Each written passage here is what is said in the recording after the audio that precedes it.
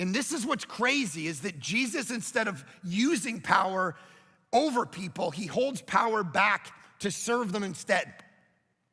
That's the brilliant thing. This is why from the very beginning of Village Church, we've always had a whole mindset of you should be serving.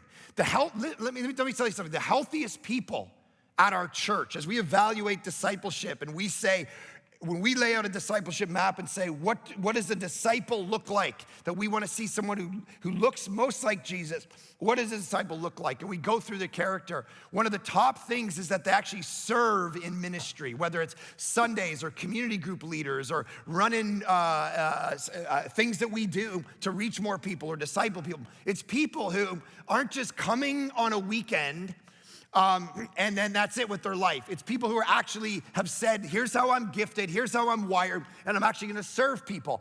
And as you look through the statistics of church, that's the reality. It's that, yes, there's community groups, and there's Sundays, and there's ministries that are going on all over the place, but the healthiest people tend to be those who actually serve, who take their power, their gifting, their authority, instead of using it for themselves, keeping it to themselves, just coming and being religious consumers of religious goods and services, sitting back, doing nothing, listening to talks, moving on with their life, complaining about whatever. They're people who are giving of their time and their energy and their talent and actually using all of that to serve other people. Those are the healthiest people at Village Church, and that's what we want to replicate, which is why we say to you, if you want to actually become more like Jesus, the Son of Man came to seek and serve, right? The reality is that needs to be the posture of your life, to be a servant of other people.